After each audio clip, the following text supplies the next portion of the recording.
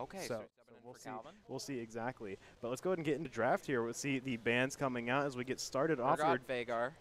We were just taking a look at the OPGG and trying to predict what they were going to ban. I was gonna say Urgot makes total sense. Yeah. That is the easiest ban of my life Yup. for the CSU Vikings, They who we are up against tonight. They hit like 200. Let me see. What exactly was it? It was 283 games on Urgot, right? Yeah. The next most was like 30 games. And their recent games were all also Urgot as well. So that makes Yeah. the most sense. Easiest first ban And of my life. Vagar was their most played and also one of their better characters. So I Yes. feel like Vagar is also really good. Yuumi ban coming out. We saw that one of their players, we couldn't really tell who was his jungle player because it looked like there were two support players, but they had a very high win rate Yuumi and a very high win rate Soraka as well. I think especially, you know, if there's someone who really does tend to play Yuumi, you want to get that out of there because Yuumi is a very solid pick. Can work in a lot of compositions and is overall just very annoying to kind of play into. You know, enables a lot of things that you'd rather not really have going on. Does in your Mike play game. Kayn? Does Mike play? I play with Mike a bit. I don't think I see him play Kayn a lot, but he might. You play know, Kayn. I mean, definitely there's two bans here targeting towards sea monsters, right? And so. The Kayn, maybe he's been picking it up lately. Maybe he's been trying to play it in some ranks. He's not a champion that we've seen him play on stream before. I just noticed that they picked Mordekaiser into Ornn. I think that's probably not very good. Ornn can get rid of Mordekaiser ult with just the press of W. You can completely react to the startup. So I feel like they might have counterpicked themselves in top lane, but we'll really see how it goes. Zac coming out, you know, that's pretty normal. Well, I mean, and also one of their better characters. The Mordekaiser coming out is, you know, the top laner for CSU Vikings is someone who very much likes to play Urgot. So getting that banned out, maybe they have to fall back onto some comfort picks that maybe they aren't totally comfortable with, but we'll see exactly how that plays out. That should be an interesting matchup because for SNHU, they would absolutely want to play super aggressive in that lane because there's a lot of money they can get. I guess all the money would go into Ornn, which doesn't really matter, but we're going to see SNHU also pick up Victor there for the mid lane. Makes a lot of sense. We've seen that so much come out. Victor is a very, very solid pick just because he can just nuke people with all of his abilities. He does so much damage. He's just a very good character, and we see, you know, Toxic play him extremely, extremely well. But a Swain pick coming out, I'm not sure what role, because Swain can be played in, I think, 4 roles. He can be played ADC, it's a support, versatile top, and mid. pick. So, very, very, you know, versatile. But we have Mordekaiser, so it's definitely not top lane, so it could be mid ADC or support, really. Yeah, we'll have to see. SNHU then going to take out that Sivir. Once again, makes a lot of sense. Sivir is really good, really meta right now. If you've been watching Worlds, you have seen your fair share of Sivir. Yeah. Definitely way too much. Maybe we get a little bit of bad taste. Sivir's spell shield is really, really hard to counteract, especially as, you know, junglers or really anyone that wants to get on top of them like supports. One trick that you can do with junglers, though, is Smite actually gets rid of Sivir's spell shield. So if you jump in on them and smite right before you hit your W as Zac, you know, you can actually stun them. Yeah, but that's just another resource. You have to commit to something, and a lot of time you might see that ADC fighting around the dragon pit trying to go into you when you're there, and maybe you can't, maybe you won't have the chance to actually pop it out then. It's definitely just an extra moving part there that can make those team fights a little bit more awkward. But finishing off the bans, CSU taking out Draven, taking out Samir, SNHU going to finish off by taking out Twitch. Honestly, I think Twitch ban is kind of good. We saw them, their ADC player play a bit of Twitch. Renata coming out. Is this Renata? We don't see Renata too often. Renata is a very good anti-engage champ. They really want to stop people from diving on them. But the thing about SNHU's team is, yes, they have engage, but with Victor Sona, Yasuo Sona coming out, fasting or Senna, fasting Senna. It could be that. It could also, I mean, it could be Yasuo ADC. No, that's what I'm saying, yeah. Yasuo ADC, fasting Sona support. Yeah. I think this is very, very good. Or Senna, sorry. I think this is very, very good for SNHU's team, you know. Renata is very much an anti-engage champ, but with Victor and Senna, it's really hard to do much because of how far they can poke from afar. Also, Ornn ult isn't a direct engage, it's more like engage from afar, right? Yeah, he's not sending himself in there. It's not like Malphite, you know. Yeah, really what I could see SNHU doing is using Ornn's ult or Yasuo's Hasagi to engage and then have Zac come as a secondary engage after, you know, Renata uses their ultimate. Um, but in general, I'm liking SNHU's draft more. I'm not really sure about the Mordekaiser pick, kind of counter picking himself into Ornn, as Ornn can get rid of Mordekaiser ult with just a W. But if Mordekaiser can ult Victor, which is the big thing, that's going to be really bad for SNHU's team because that's where a lot of the damage comes out from. Especially if SNHU's bot lane gets behind, where Yasuo Senna, yes, it is good in long term and sort of mid game, but early game they could get very easily abused, especially by a Viego Renata Jinx. Yeah. So I could see it being a bit difficult. So really the Victor is going to want to play as safe as possible and just try to not let Mordekaiser get ahead with a weird ult. Yeah, and I think especially once CSU hits 6 in their bot lane here, that Renata Jinx lane is going to be incredibly deadly. You know, that Renata ult goes out, and that's just a few seconds where Jinx can just hit you, and you're taking damage from your teammates as well. It's a scary situation to be in. So definitely some interesting picks coming out from both sides here. SNHU coming up with a composition that we have seen partially a composition we've seen a lot before, but their bot lane is looking totally different. We have not seen anything close to this, so I'm really excited to see how they pull it off in this game. They'll be coming up in just a few minutes while we wait to get in. We'll see you in just a little bit.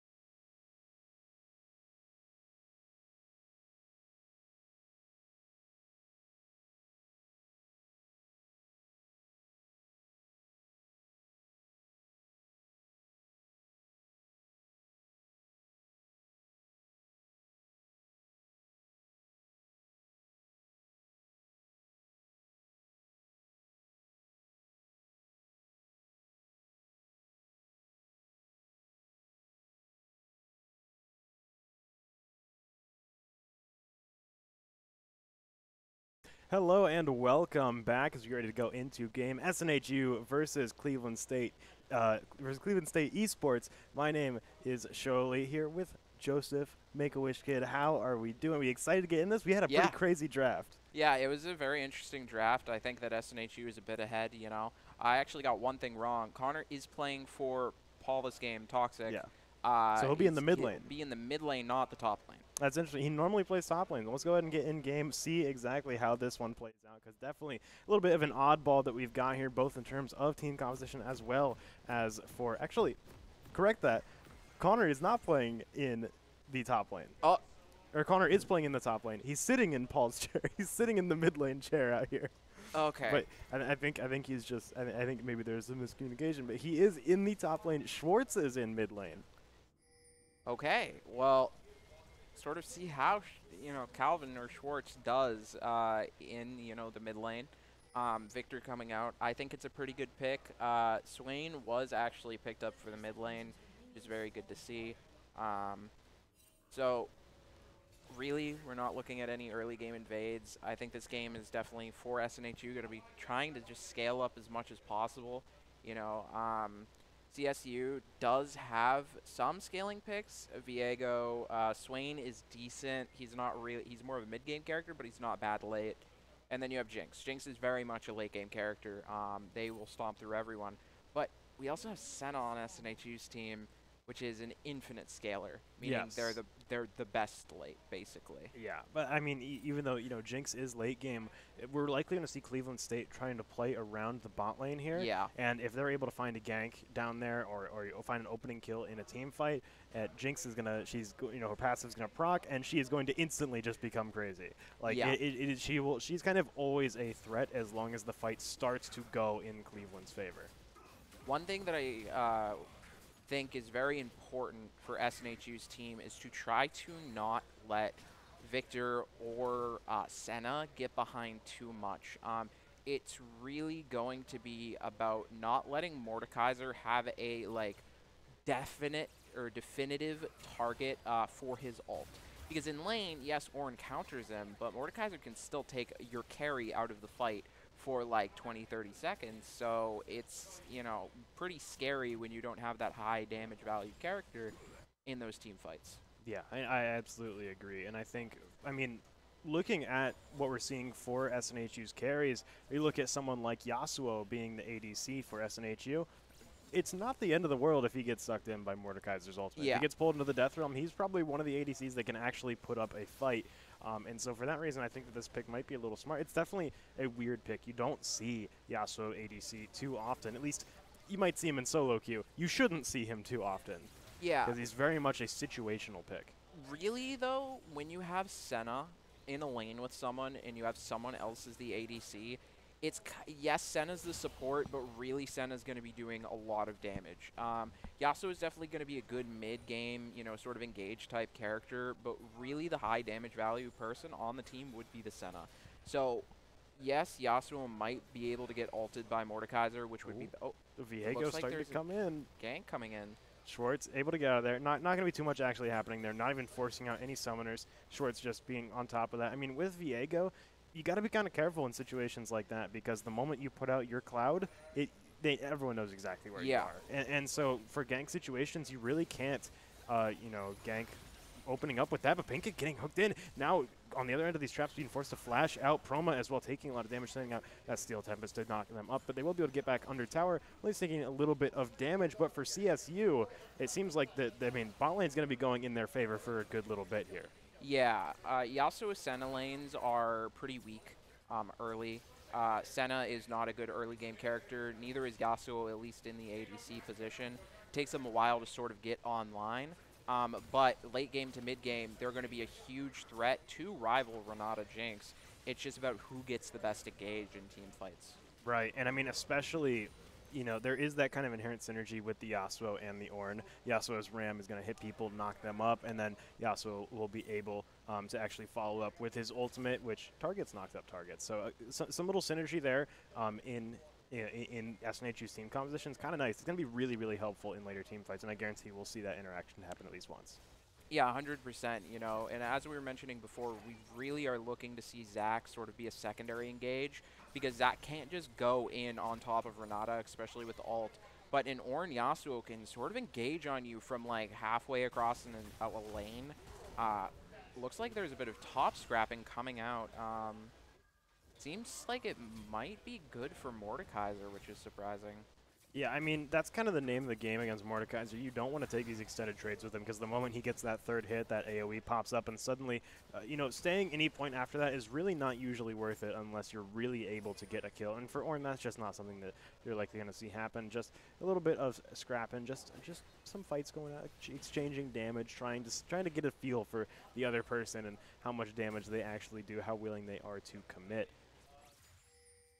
So really right now what we're seeing in game is just scaling, you know, there hasn't been any kills yet, there hasn't been any objectives taken, and this is really good for SNHU, especially because there hasn't been a gank onto an SNHU team member yet.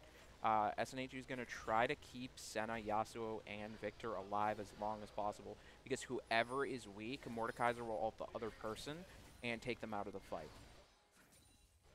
Yeah, that's, I mean, that is the exact reason you pick Mordekaiser, right? It's just for that control over carries. You're able to stop them a little bit, to steal their stats if you're able to kill them, and then suddenly, you know, you have your own powerhouse there, which normally your top laner is not someone who will just walk up to people and one-shot them. Mordekaiser with the carry stats might be able to do that, especially with his Q doing bonus damage on isolated targets. Definitely. It is very much something to be aware of here.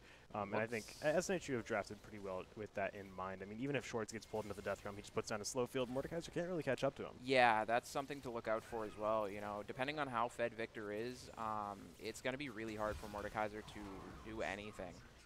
In late game team fights, though, Mordekaiser can technically just suicide for like an early kill. Like, he'll just take the carry out of the fight, and then 2 or 3 members will die on SNHU's team. Even if Mordekaiser dies there, it's still really good for the team fight because it just pulls someone out for so long.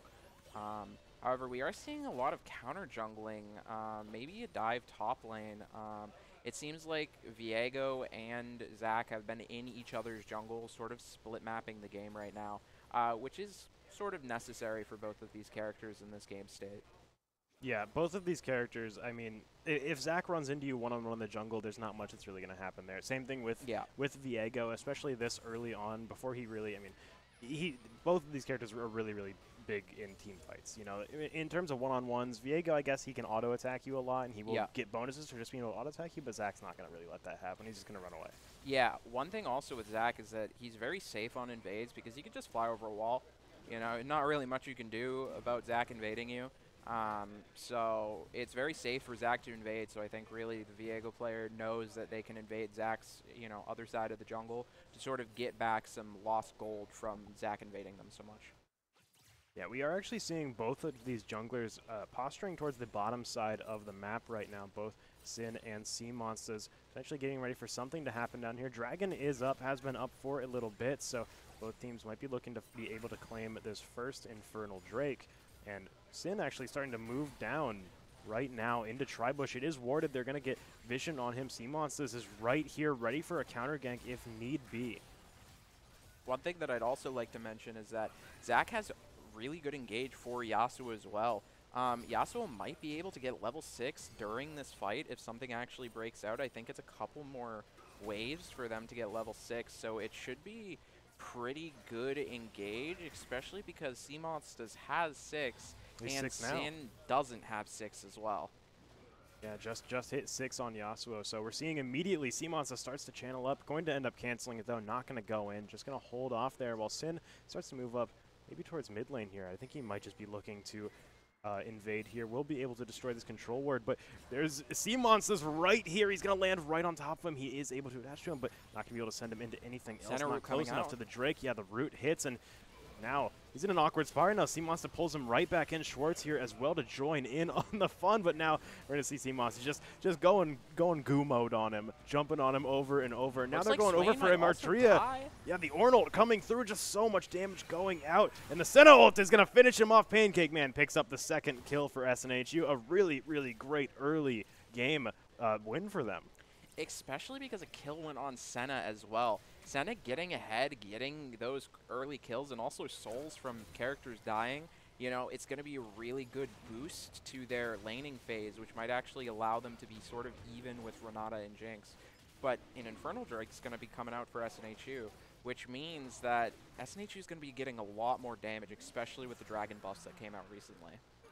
Yeah, this is a big. I mean, getting the first Drake is always really nice, especially when they're not really at risk of losing first Rift Herald either, with Sin going down in that fight right before they claimed the Drake. So they've still got pretty much full objective control across the map here. Slarky coming up to do a little bit of damage to Conair, but not really going to find too much in that regard as he returns back under tower, and everyone just kind of goes back to the neutral game here. Sin going actually back down towards the bot lane. We'll get, I believe, spotted up by that ward, just looking to chill out here, but we'll see that fog go out. Pancake Man's gonna be forced to fall back a little bit while his ADC has already back to go and purchase some more items here. Pretty normal state for the game right now. Connor just taking a bit of damage here from Sladky, who's just stocking up that shield and getting a ton of value off of that 3-hit passive. Definitely, you know, in top lane, it's kind of going to become a wet noodle fight. You know, there wasn't really a one-shot combo coming out from the Ornn at level 6 to try to kill Mordekaiser.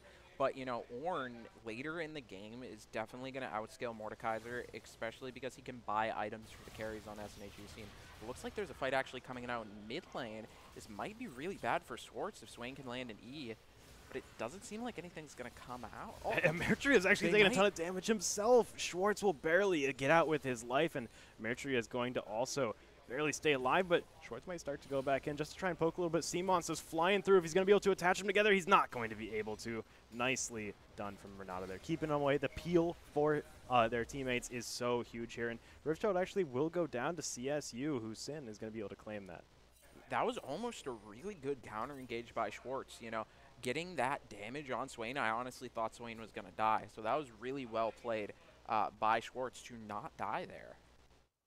Yeah, that was, I mean, he came back in for the poke. I was almost a little bit scared that Seamons was just going to, I mean, he was in the right place at the right time. Just, unfortunately, Aqualad was there and able to really peel for Emertria and get a lot of space there, because that could have just become an easy 3-0 for SNHU right now. And that's definitely not what you want to see this early on in the game, especially with that money going over to someone like Schwartz.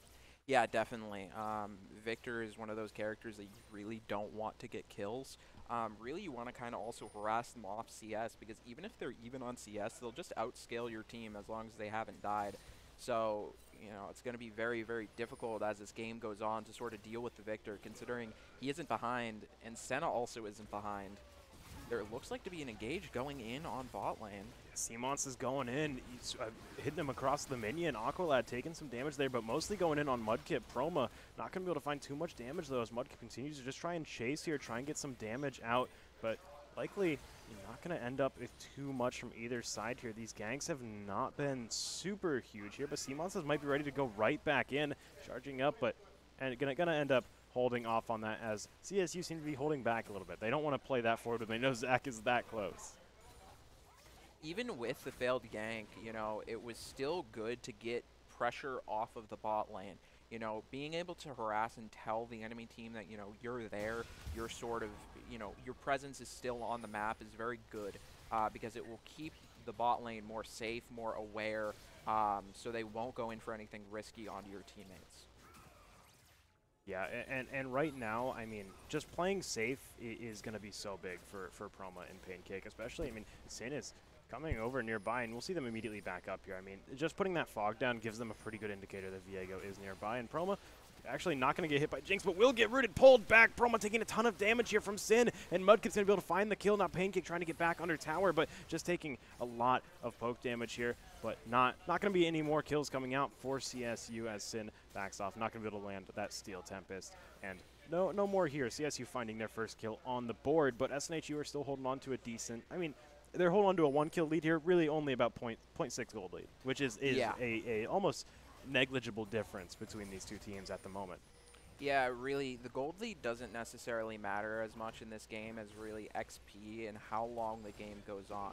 You know, the longer that SNHU can stay without their two main carries dying, Victor and Senna, the better it is for them as the game goes on. You know, you have some counter with Swain Jinx, but really it's going to be hard for them to do anything late versus a Victor who can just blow up Jinx at any point, and Senna who can deal with Swain's tankiness.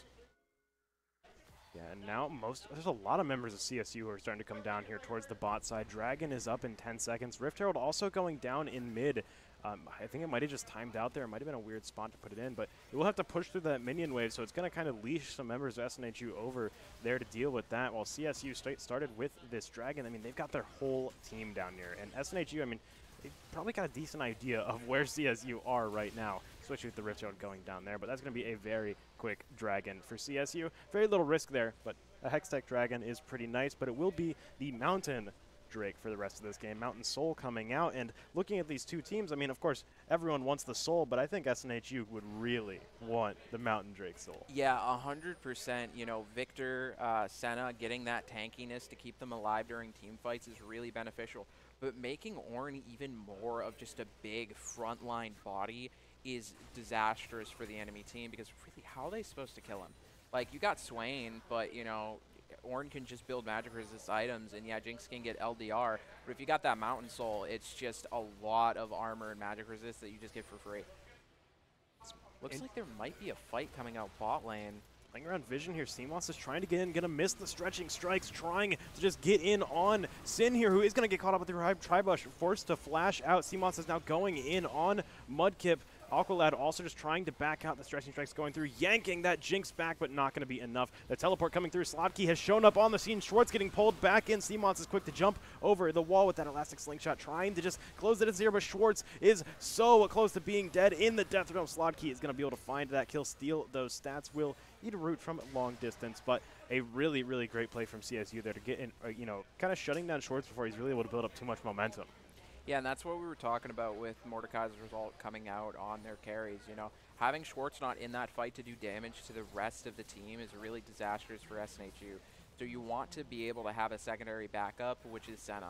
You know, but the game, it's really not late enough in the game for Senna to have that much damage to compensate for Victor's absence. So it's going to be difficult, and, you know, we're going to see Schwartz go down in that fight. Yeah, and losing first turret as well is definitely a little unfortunate for SNHU, as CSU, I mean, they are 0.1k away. Actually, Elastic Slingshot coming through. Seamoss is almost flying in directly on top of Sin. Gonna flash that emote, get out of there before he gets caught out. Maybe staying just a little bit too late, but not gonna get punished for it. Both teams, I mean, just neck and neck right now in terms of gold, and neither side has really gotten a ton of money onto their carries here. I mean, at most, CSU has a kill on Jinx, but they're down 10 CS. Promo's been doing a great job at getting ahead and farm. Yeah, definitely. You know, one thing that's extremely important just to sort of with both of these teams is just who's going to get ahead early. You know, if CSU doesn't get ahead early and it sort of stays even, I can see SNHU winning, especially with the Ornn, Victor, and Senna. But if they can get these couple early kills like we just saw, then it's going to be really good for their team and very hard for SNHU to come back with that Mordekaiser ult, taking one of their most fed carries out of the team fight. Yeah, and CSU are getting started on this Rift Herald. If they're able to get both, I mean, the first one really didn't do too much to the second turret, so it was kind of like the first Rift Herald didn't even happen. Seamoss is going in, trying to steal it. It doesn't look like he got it, though, and now just trying to get out. Is in the middle of his entire team, though. Everyone else starting to show back up. Slotki is in the death realm right now, but the moment he comes out, Seamoss is going to be able to take him out instantly. He goes down, and Sin was able to claim the Eye of the Rift Herald there. SNHU not able to steal it, but they were able to find a nice kill there. Definitely, you know, killing top laner, especially with top tower being as low as it is, might mean that SNHU does get a top tower, which gives them a lot of gold. Also, it's decent on Zac, because Zac's engage is something that CSU really wants to be, you know, careful of. Because if Zac goes in, you're going to have to use that reaction with the Renata ult, but if Zac's too tanky to die immediately from him being CC'd, then it's going to be hard for them to do a lot, due to Zac being able to knock people up for Yasuo's ult. Absolutely, and I just want to take a second here to look at the CS in each of these lanes. Right, actually, hold on a second. Ameritria is just going to die. Schwartz going right up, taking him out. A little exchange there in the bot lane. Schwartz finally going to be able to get his first kill of his own.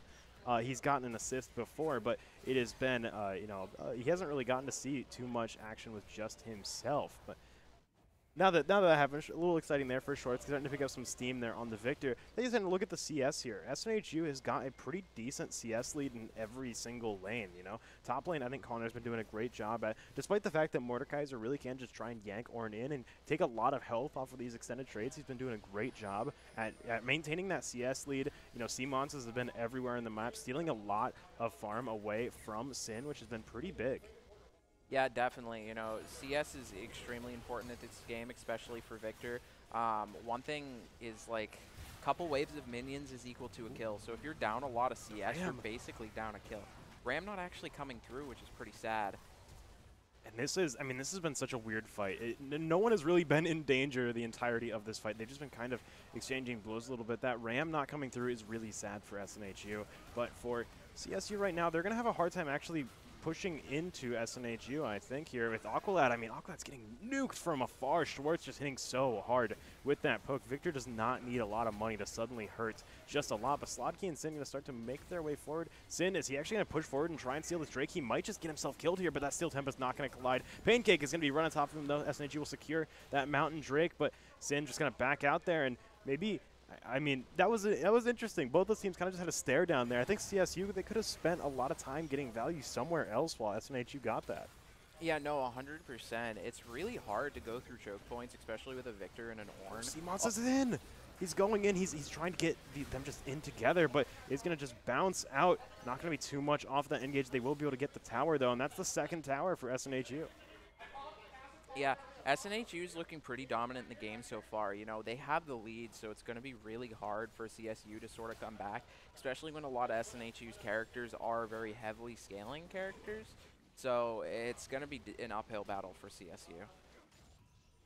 Yeah, I mean, especially I think SNHU have got really solid objective control here just with the characters that they have and the ultimates that they have available. They're really able to just, you know, establish a lot of control over area, like just a lot of AoE disruption, engage, damage, everything like that, whereas for CSU, I feel like they don't quite have that unified front on ultimates. I don't think I would ever really want to take a fight into SNHU's composition because I feel like I'm going to get hit with 5 different ults and just pop instantly. Oh, yeah, definitely. SNHU has very good synergy, especially with the ults. One underrated thing that we haven't mentioned yet is Victor's ult. If you can lock people down, Victor's ult hitting 2 or 3 people can just do so much damage to people.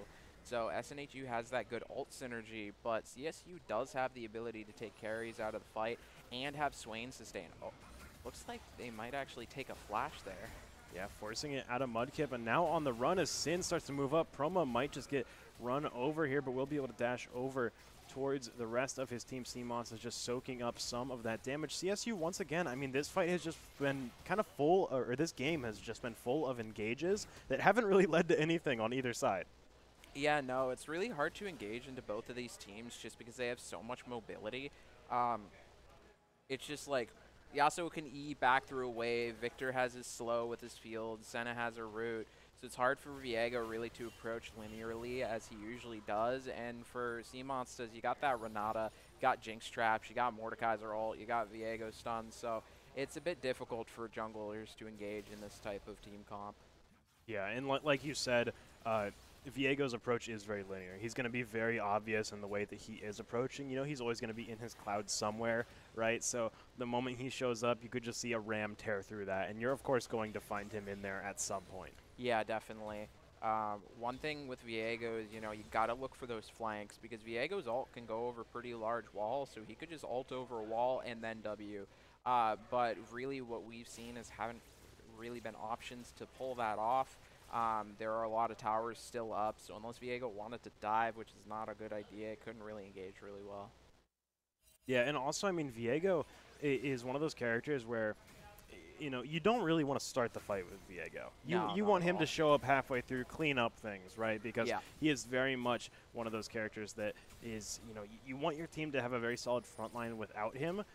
And that's kind of an interesting way that CSU and SNHU's comps are different because Zach is very much a hard engage, hard front line for SNHU. It's just kind of a huge health pool for that team, whereas CSU, Sin is a very, very different role. He is an assassin who wants to show up midway through the fight, find these low health targets, kill them, take over their body, and just get that ball rolling in terms of that. Yeah, when Viego gets his resets off, it's extremely scary. You know, he can just 1v5 because of that invulnerability. With those couple animations to grab them. One thing that Viegos can do as well is wait to take the body and wait to see if a skill shot comes out by the enemy team, and then just grab it and avoid a huge damage move. So really the goal is to not let Viego sort of get the ball rolling. Yeah, I mean, once someone on your team dies, it's almost like Viego just has a mini stopwatch, right? Yeah. And he can get multiple of those, but we'll actually detect Pancake Man and see Monsters up there, but not going to find any engage off of CSU. Sin definitely can't really walk in there on his own. They're really going to be relying on people like Renata and like Mordekaiser to be the engage for a lot of these team fights. Yeah, definitely. And one thing that I'd like to mention as well is that the gold values you see from SNHU. Schwartz could be in trouble here. He's going to be forced to flash over the wall. Will get away just spending these resources. But, I mean, right now, this is kind of a low-death game, all things considered here. Yeah. Like I said, another engage that hasn't really led to anything yet. But now that we're in this Dragon Pit, 15 seconds till Dragon shows up, it's going to be very soon that a team fight breaks out here. That ward's going to go down, and now... Yeah, and right now we could see Ornalt coming out because in the river, Ornn's ult can take up so much space, especially with Mountain Soul, that you could see a Yasuo get a 4-man ult here. Yeah, and Connor is now teleported down. He's here for the fight. Slotki also here as well, SNHU. I mean, seeing C-Monsters walk over to the side, getting ready on that slingshot to potentially hop in from an unexpected angle. Just trying to bait, I think, CSU to push forward a little bit as they back off. C-Moss is getting in this corner. He is, I mean, you can tell he is just getting ready to fly in here any second. Oh, definitely. You know, C-Moss is engaged, Ornn ult, all of those things can proc Yasuo to do major damage to the team. Here it comes, the slingshot coming through. Emertria is going to be forced to engage in off of that. The Ram also coming through. Conair is not going to be ready for it again. He gets berserked right when it starts to come through, and the Senna ult comes through. Going to give a lot of shields to them, but Schwartz going to be able to find a kill. Promo goes down, and Schwartz finds another kill onto Mudkip there. Will eventually get taken down there by CSU. A triple kill from Sin, just C-Monsters, and he is in deep. He's not likely going to be able to escape as Sin and Slotki just run him down. It's just Pancake, the sole survivor. Yeah, you know, in those type of engages when Swain just jumps on you and sort of can pull all of your life into himself, it's so hard to do anything because he just takes up so much space on the map. He's such a presence, you know, and at CSU actually gets a really good team fight and a Mountain Drake to sort of more even up the gold differential. Yeah, and for CSU here, they haven't taken the gold lead yet, but they're very much going, like we said, even with SNHU, right? It is not a significant gold difference between these two. They're starting to get even in kills. They're even in objectives, other than SNHU's taken a tower more than them here, but I would not be surprised to see this change if CSU are feeling pretty confident in their team fights. Yeah, definitely. One thing that I was going to mention before about SNHU's gold lead is that a lot of that is sort of, I wouldn't really want to say fake, but kind of fake, because Senna gets gold from their souls, which is only 5 gold. So it can bolster up those gold numbers when really not offering a lot of value to SNHU's team. So even though souls are good, the gold difference is more even than most people would think. Still in SNHU's lead, though, because really it only bolsters it by 500 or 1,000 gold. Right. SNHU getting some vision over here by Baron. It's getting to be about that time as we get to 27 minutes in this game. Some team is going to start looking for Baron at some point soon. And Pancake starting to go up here, trying to find that route, but getting slowed. Schwartz has to peel up, or try and come up to peel off. C-Monsters flying in, going to be able to get a knock-up on Aqualad there, but no engage from SNHU to follow up on that. They're all stuck in this jungle right here. A weird position for them. Schwartz, they have his location there, but C-Monsters also gets spotted. The slingshot starting to get charged up. Sin could be in a weird spot right now. C-Monsters commits, but he does not. He backs out. And SNHU look like they're just going to disengage. You know, right now is very good, well played by SNHU, sort of backing them out of the jungle, saying this is our territory, you know. It's something that SNHU wants to do, sort of press their advantage as much as possible and make CSU feel like they're backed into a corner. Yeah, but CSU look like they might just want to try and deathball down mid right here for Chroma and Pancake. We'll see if they're able to withstand that, but C-Monsters and Schwartz, I mean, they're starting Baron right now. This is an interesting play with CSU so close nearby. Both Slotki and Conair are nowhere nearby. They have teleport up, but they're going to have to actually commit to that. And with both of them being near each other, they both got stuns. They can both try and cancel something here. Yeah, right now it's looking pretty sketchy for SNHU. You know, they tried to start up the Baron thinking that CSU didn't have vision of them or wouldn't predict them to make that play, but they did and pushed them off the Baron, which definitely gives CSU advantage in mid lane and other lanes as well. Yeah, we're going to see a lot of SNHU start to rotate over towards the mid lane here as they start to get ready for this tower. CSU are going to take that. They now have the tower advantage here as they also found that tier 1 bot lane tower. Actually, I believe that was the tier 2 bot lane tower they destroyed a little bit earlier. And now CSU, I mean, just getting away with that, you know, now completely even gold. At this point, it's really going to come down to a lot of objective control. Who's really able to win these team fights? And for CSU, they've been doing fantastic at it so far. It seems like SNHU are maybe a little bit scared to engage on CSU until they see that Renata ult come out. Oh, definitely. You know, Renata ult is such a good counter engage tool, especially with Swain's ult as well. Really what SNHU is going to want to look for is quick, easy picks, or just getting that Ornn ult into that Yasuo ult, as we mentioned before. Yeah. Because Yasuo just teleports through Renata's ult. So if Renata throws it out and you see Ornn come out there, get a huge knock-up, it's still really good for SNHU's team. I mean, one of the barriers to that, though, that we've seen is that the moment that that Ram comes out, that Connor actually pops that ability, we see Aqualad pop the Berserk. And then, you know, he's not able to actually react to the Ram coming through. He's not able to hit the follow-up ability to actually send it out because he is just stunned. But Sin is now in a terrible spot as Pancake shows up. Connor and Schwartz start to go in. We have Aqualad showing up with the rest of CSU as Emeritria starts to dive in on the backline. Pancake Man now is just getting destroyed by Slodkey. And Sin gets out alive. Now the rest of SNHU has to try and get in. Seamoss just flies through onto that Mordekaiser, but he's got to worry about Emeritria, who is just tearing through SNHU's backline. And now Promo's going to be able to find a kill onto that Renata, taking that out. Sin now in a weird spot. Now the Ram going through with the knockup. We're going to see the ultimate come out. And Connor is going to be able to pick up that kill as he all starts to try and move over towards Slotky, but he's taking so much damage from Mudkip, who is just shredding these tanks right now. Seamosses and Schwartz have to try and escape as quickly as possible, and that poke damage is going to be more than enough to disincentivize them from chasing any further. That was a very well-played team fight. You know, it looked sort of sketchy towards the beginning for CSU because all their players were sort of on opposite sides of the blue side jungle, but really they came together in the end and sort of scattered SNHU's team comp, so they didn't really have a good engage option. As you saw, Seamonses went into the backline, but Yasuo wasn't close enough to get a big ult out, so it was very difficult for SNHU to approach when all of their players were sort of on the side, not really around each other. Yeah, CSU, I think that was fantastic for them. You know, they definitely got a lot more out of that than SNHU. And with the Mountain Drake coming up in just a second, I mean, really it's just Seamonses down here. SNHU will start respawning soon, but if CSU start this now, they might be able to actually find it before SNHU are fully able to regroup. Definitely, you know, it's going to be difficult, especially for SNHU to engage onto CSU with another Mountain Drake. But if SNHU can get Mountain Soul, it's going to be disastrous for CSU's team. It looked like, Pancake Man might have almost died there. That was a bit scary. Got down to like 20 health. Very surprising. A bunch of high damage abilities coming out from CSU. Right now, what we're looking at is CSU probably moving towards the Baron, looking to try to get a good big play here. You know, they do have advantage. They are, you know, all of them seemingly have good items. Jinx has LDR for the Ornn, you know.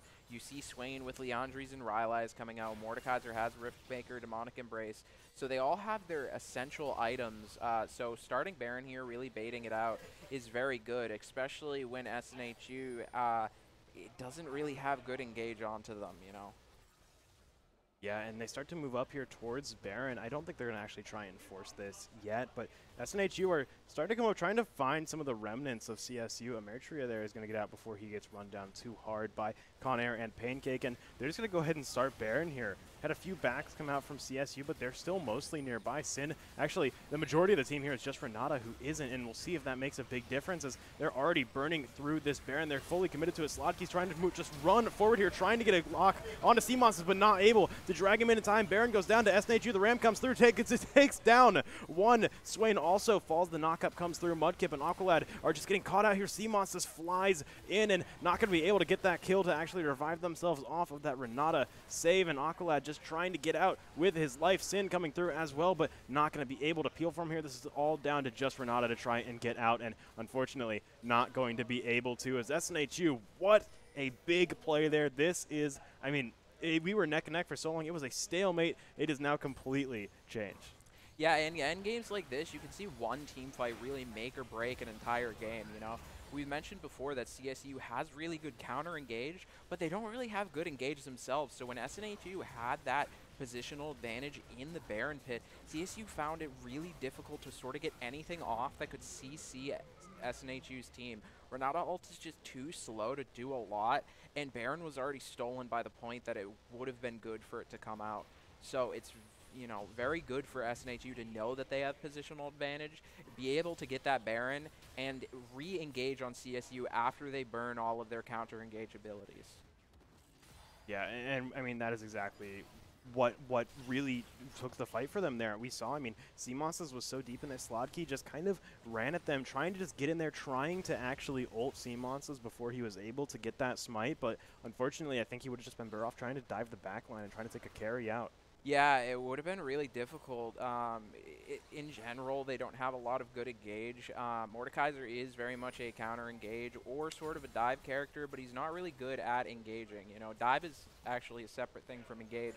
And then Swain ult, yeah, it's good enough to frontline, but he's such a stationary character, especially with the movement speed nerfs coming out in Season 10, that it's difficult for Swain to approach. And same thing with Renata, Jinx, and Viego. They just don't have very good engage, you know. And when SNHU has positional advantage, as we've seen with a couple team fights that SNHU has won, they win really hard because CSU has to burn all of their counter engage trying to stop SNHU from taking an objective that they have, you know, no more Renata ult. Sin is in a weird spot right now, gets a big knock up. There's Pancake, and CMOS to just lay into him. He's going to be forced to ult over this wall to get away, just barely staying alive. I feel like Sin has lived on the brink of death so many times during this fight, but CMOS has started to try and slingshot in, is able to get in under this tower, but is going to not going to be able to actually land on anyone there. As SNHU begin to siege this down, the entirety of CSU has kind of shown up here, aside from Sin, who had to back, and I think that is going to be a turret down for SNHU, and they're going to keep pushing forward up towards this inhibitor tower. Yeah, you know, SNHU with Baron is a force to be reckoned with. Senna can sort of siege down towers from like halfway. That's a big root onto Schwartz, and he's going to get caught out by that. Mudkip finds the kill. The Ram coming through, going to be able to find only one knock up there. Proma not going to spend the ult on that, and CMOS is just getting shredded down, going to be forced to use his passive, try and come back, but CSU is all over him. Mudkip's going to pick up that kill as well. Aqualad escaping just barely with his life. Conair falls. Pancake falls. It's just Proma left, and that Baron buff you can say goodbye to, as the entirety of SNHU, almost, you know, pretty much the entirety of SNHU lose their buff there. Proma the only one that actually stays alive, and with Mountain Drake up in 20, CSU might find the soul here. Yeah, it's very scary. You know, this game's been very back and forth, you know. SNHU will win a team fight, and then CSU will win a team fight. So it's, you know, scary to see, really. This game could go any direction, especially with Soul coming out. Yeah, this Soul is really big because SNHU, they really want this. It is so good for their team composition. And for CSU, it's nice to have. It's mostly going to be nice for Slotki, but, you know, it could give that Swain a little bit of extra tankiness that he might need to actually play this front line more so. Oh, yeah, definitely. Coming out on Swain, Jinx, and Viego is really good. Swain thrives in sort of this weird, like, mage, high-damage bruiser environment, where he can frontline, but he also deals out insane amounts of damage with his shotgun Q. So it's going to be difficult for SNHU to really engage and kill Swain or Mordekaiser now that Soul's come through. Yeah, and SNHU, I mean, really, they got Baron. The important thing here is that CSU did not get Baron, but that gold lead that they got off of that Baron fight was huge. CSU have mostly made it up now, right? CSU have got a ton of gold off of that last team fight, a lot of shutdowns. Fortunately, Proma didn't go down. He's got a 400 gold bounty right now, so I mean, it's really, really good that he did not end up dying there and that he still got a lot of that money unclaimed by CSU. But there is, I mean, just a huge turn in this game. I thought SNHU taking that Baron fight, I was like, okay, this is it. This is when SNHU really get just that solid foundation they need to really push forward. Where CSU, I mean, they haven't found that yet. But CMOS is flying in with the slingshot, hitting Emertria with those stretching strikes, not able to hit Sin as well. And Emertria's just flying in. It's going to get knocked up. The Zhonya's coming out. Conair starts to show up here. The ult comes out there from Senna. Conair going to get the knock up onto Emertria. Sin going in on the backline, though. Pancake barely staying alive. Promo will be able to finish off that kill onto Swain, but Sin is tearing up the backline now, able to find a double kill. Conair needs to put an end to this before it goes any further, and Sin is just barely staying alive while Mudkip goes on a rampage in the backline. Slatke also finding a kill onto Proma, and that's going to be an ace for CSU. Yeah, this is, you know, really looking bad for SNHU. You know, those couple fights have been disastrous. You know, CSU has a crazy encounter engaged team, you know, with Swain, with Renata ult, and SNHU's having a really hard time getting on CSU's backline with Jinx. You know, it's becoming very difficult for them to play. They really have to take fights where CSU is the engager, not necessarily SNHU engaging. But now that Baron's coming out, it's going to be really hard for SNHU to do this. Yeah, they're going to be kind of locked down in their own base, playing tower defense a little bit with, I mean, against CSU, right, it's going to be really hard to actually push out of their base. And you know, when you've got Renata there, when she has her ultimate up once again, it's going to be so tough to actually try and push a fight into them. And for SNHU, who feel like, I mean, they've got a great composition for trying to push a fight. CSU, they've got great options for avoiding that fight. Yeah, exactly. And with SNHU sort of staying in their base, it's a good option for them because CSU is going to have to push into them to try to get those towers. But really, Renata's not in any threat to throw out her ult while they're sieging. So it's going to be difficult for SNHU to do much. Really what they have to hope for is to sort of time out the Baron, you know, have those inhibitors respawn that will eventually be taken by the Baron buff, and try to make a really good fight either at the next Baron or Elder to end the game. You know, Victor and Senna are such high damage characters that one good placed team fight could actually mean the end to CSU. You know, as games go on, it's basically make or break. Yeah, and just look at how much health their entire team has with that Mountain Drake adding a little bit on top. It's going to be so hard for them to actually get any damage out here. I mean, even look at that Jinx. It's just a ton of health to burn through. And that's just going to be a big problem for SNHU going forward, is kind of having to play around the Mountain Soul when, you know, CSU, they had a team, they had a lot of squishies on it before. Not so much anymore. It's not looking like they're really going to be able to pop on people and pop them like they were at the start of this game. Yeah, definitely. You know, Victor is going to have a hard time really getting those sort of nuclear combos out.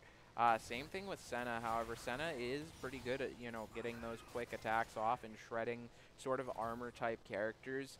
So really, SNHU is going to have to just hope that Senna can bring down, you know, CSU's tankiness, and then let Zach or like Ornn engage, and sort of Yasuo will be a cleanup crew. But as mentioned, it's going to be extremely difficult. Yeah, and SNHU, I mean, they're mostly staying on their side of the map, just trying to clear all of these minion waves. They don't want CSU to be able to build up any sort of big wave anywhere. But also a big thing here is staying alive, right? Elder Drake comes up in a minute and a half at the moment, and that's really the big win condition here. CSU, they've got Baron buff. They're really just trying to build up some minion waves here, trying to maybe force SNHU to be in a bad position. But what SNHU want to do is just survive for another minute, right? They need to be alive for this team fight on the Elder Drake, because if they can't get that, then CSU, I mean, they've basically taken this game already. Yeah, definitely. You know, I've rarely seen games go past one Elder Drake. You know, I've probably seen like two, but it's never really three. You never see three Elder Drakes. So this is basically just the end of the game. You know, whoever gets this wins. You know, it's nearly impossible for SNHU to turn a fight on an Elder Drake buffed CSU team. It's gonna be difficult. Yeah, just that execution on low health that the Elder Drake buff gives you is so hard to team fight into that. And for CSU, like we said, you know, it's going to be hard for SNHU to just pop any members of CSU with that Mountain Soul. So it's really going to be tough for them to actually steal or you know, rip the Elder Drake buff away from people who have it. But CMOS is going to start to fly in here. This could potentially be a big pick with Elder Drake coming up soon. Sin is caught out, and Let's Bounce going through. CMOS is trying to catch up, but Sin is just so far away. Eritrea now diving in onto Schwartz, but a big fight going out here. The Ram coming through, only going to get one knock up there onto Aqualad as the Sentinel is forced out to keep Schwartz alive, but not going to keep him alive for long as he falls to Eritrea. Slotki also going in on Promo there in the death realm, going to find a double kill as Eritrea just continues to go in. They might not even need the Elder Drake here with just CMOS left. SNHU now completely aced. CSU are just going to end here. Yeah, you know, it's really hard. During that fight, we saw SNHU's team sort of be split up, especially with Eritrea coming through with that Swain ult just being so tanky. You know, Victor doesn't have the ability to really fight Swain in this type of team comp, and we're just going to see the game sort of end here. You know, it's really difficult when you let counter-engage characters sort of get in positions like they did. Yeah, for SNHU, I mean, they had a really strong draft coming out, but just a few problem picks from CSU, I think, are really what ended up doing it in for them there. And that's really what's going to just, I mean, it's a little bit of a sore spot there because SNHU did have a few spots where they had a really strong advantage. They won some really vital team fights and they had a great lead. But for CSU, they just played around their champs really well. They played around their toolkits really well. And they, most importantly, I mean, they just took the advantages of their draft and absolutely played it so hard. And for them, that won them a lot of fights. Yeah, positional advantage is extremely good for CSU, and as we saw, they really set up for the objectives sort of later on towards the game. They just had tempo all over the map with those couple of key fights that they had, especially after the fight after Baron that SNHU got was really a big turning point for CSU because after that they could get positional advantage on Soul, they could get positional advantage on Elder, they could get positional advantage on the second Baron. After that fight, it was extremely hard for SNHU to do a lot because that Renata ult is just a menace. It is. It is absolutely. I mean, that is why you picked that character, is just for that. And I mean, we saw a lot of times, I feel like that final team fight there, even though it didn't turn out well for SNHU, was a really well thought out one. I think them going definitely. in, they saw the opportunity to go in, take Sin out there, because if Sin's down, they probably can't get Elder Drake. Yeah. So, going in for that, just trying to send it, it was a really, really well thought out plan. Almost worked, but unfortunately, Sin has just been so slippery all game. He is so good at just staying alive with this much health left that it just unfortunately did not work out for SNHU. Yeah, Viego has the ability to really get out anything with his ult, just being able to go over any wall. And the fact that he also has resets that can make him invulnerable, he's a really slippery character. And, as we saw, SNHU's, their backline sort of came in from the top side of red side. So it was extremely difficult because SNHU was very split up. You had Ameritria sort of tanking in the front with Schwartz down there with sea monsters, but the high damage carries really were up top lane, and Ameritria is just so tanky that Schwartz can't really deal with it. Schwartz wants to blow up the Jinx, they want to blow up the Renata, but it's extremely difficult to do anything else. You can't burst Ameritria. Swain's ult is so strong, especially with Mountain Soul on a lot of their carries. Just SNHU's team being broken up during that fight, it was really difficult, and especially with the Mountain Soul as well. Yeah, I definitely would be surprised if we saw that Swain go through again. Ameritria, yeah, absolutely for me, MVP of that match. Just a fantastic job at playing in that game, just staying alive, doing a ton of damage. Really, really impactful player for CSU. But we're going to take a quick break while we get ready to go into our second game of the night. Still SNHU Blue versus Cleveland State Esports in this best-of-3 set. Let's see if SNHU can hang on, try and force a game 3, or if Cleveland State are going to clinch it here. We'll be back in just a few minutes. Stay tuned.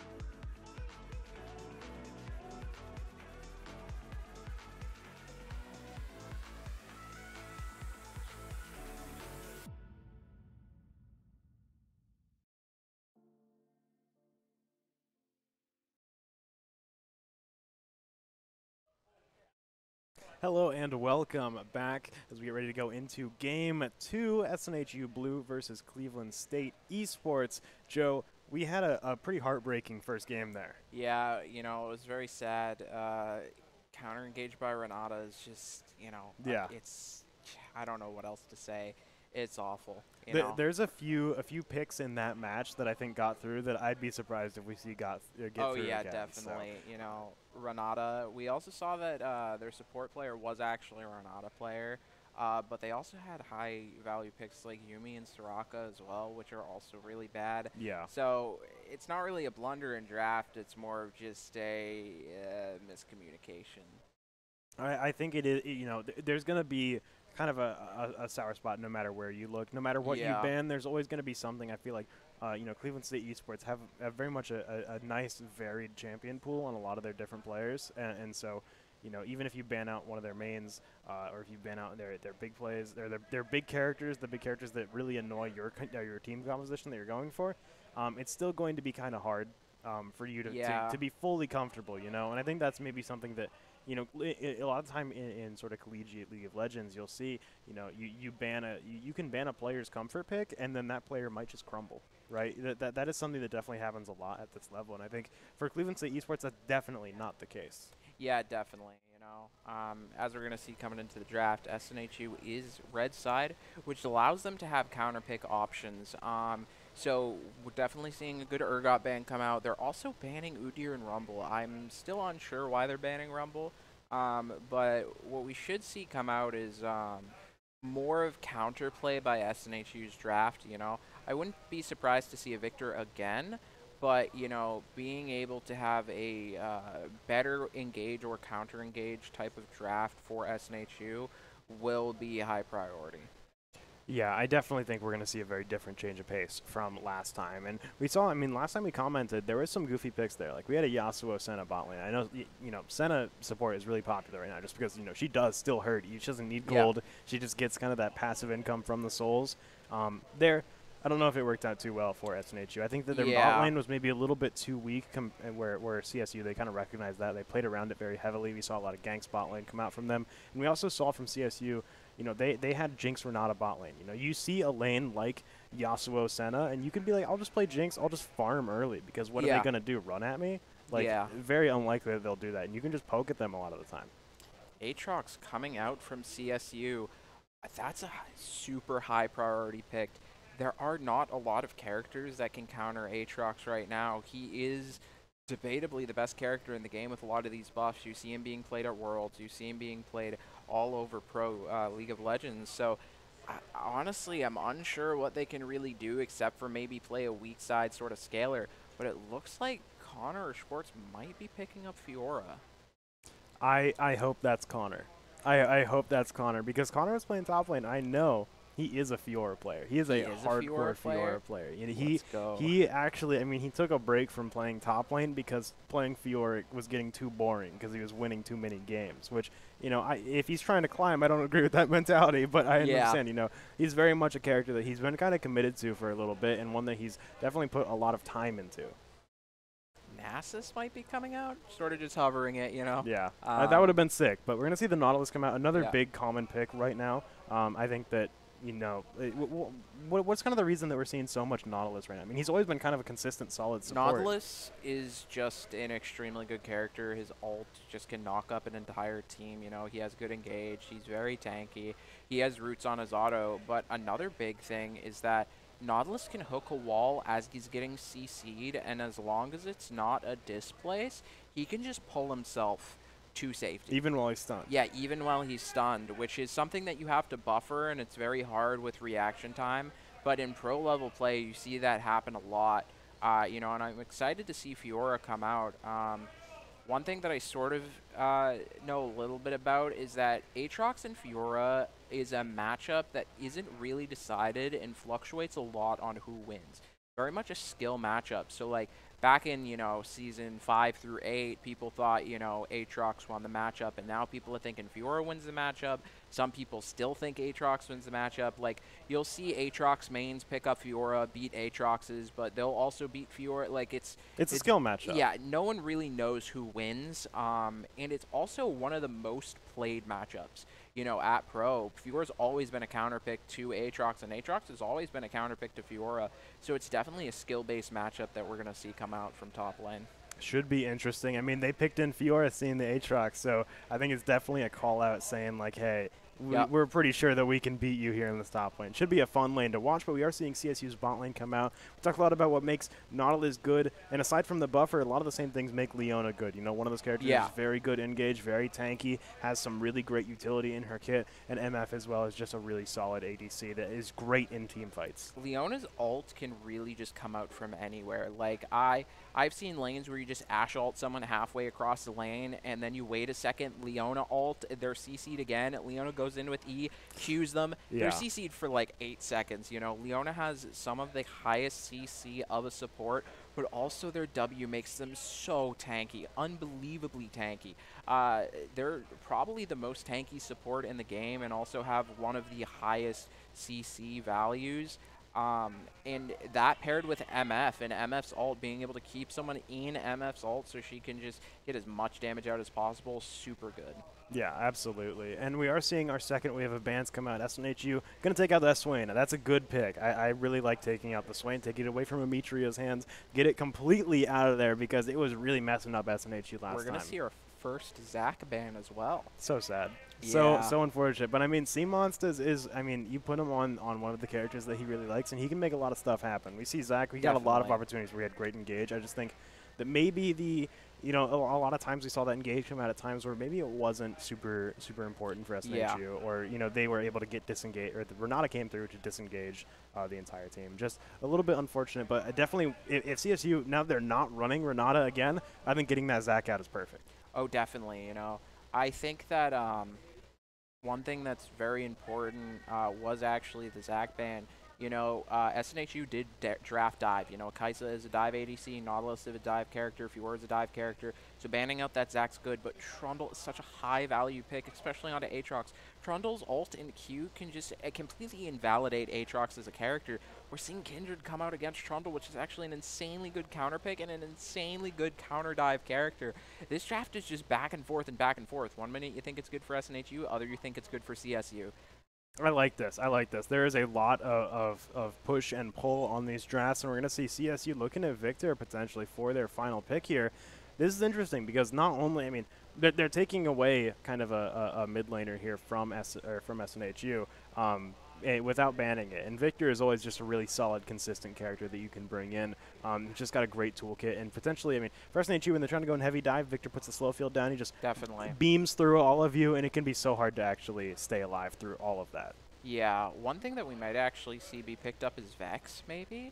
I would love to see Vex right now. Vex is an extremely good dive character, but it looks like we might get Corki. Corki is really good, very good dive and very good poke champion, you know. He could service multiple roles in a team comp, but Corki's damage is so high late game that honestly, you know, if SNHU does get ahead early, they're going to be able to completely stomp CSU.